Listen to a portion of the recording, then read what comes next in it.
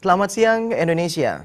Anda menyaksikan seputar Bali terkini pukul 11 WITA bersama saya Dwi Priawan. Pemirsa Wali Kota Denpasar Ida Bagus Rai Dharma Wijaya Mantra menyatakan tingginya urbanisasi dan rendahnya pemahaman masyarakat terhadap perilaku hidup bersih dan sehat membuat penyakit tuberkulosis belum mampu diatasi secara tuntas.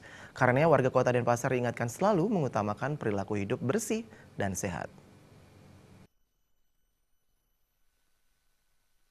Meski berbagai upaya telah dilakukan pemerintah Kota Denpasar untuk mengatasi masalah kesehatan, namun masih ada penyakit yang belum bisa tertangani dengan baik, yakni tuberkulosis. Bahkan sekarang ini, kasus tuberkulosis diperkirakan meningkat dengan munculnya HIV/AIDS.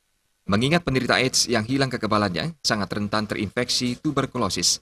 Berdasarkan data, sekitar 66% penderita AIDS juga menderita tuberkulosis. Belum tuntasnya penanganan tuberkulosis ini, menurut Wali Kota Denpasar Rai Dharma Wijaya Mantra, juga dipicu rendahnya pemahaman perilaku hidup bersih dan sehat. Karenanya, warga Kota Denpasar diingatkan selalu mengutamakan perilaku hidup bersih dan sehat. Itu memang perilaku hidup sehat ya.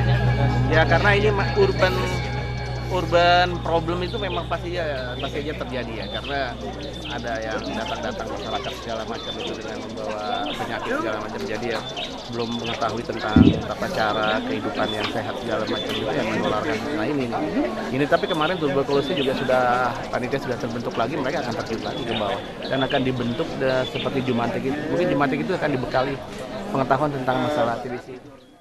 Terkait penyakit ini, Pemkot telah membentuk panitia tuberkulosis seperti Jumantik. Sedangkan Jumantik yang sudah ada turut dibekali dengan pengetahuan khusus tuberkulosis guna memberikan pemahaman mengenai perilaku hidup bersih dan sehat. Jenny dan Adi Setiawan, Bali TV. Sampai di sini seputar Bali terkini kali ini. Terima kasih untuk perhatian Anda. Salam Indonesia.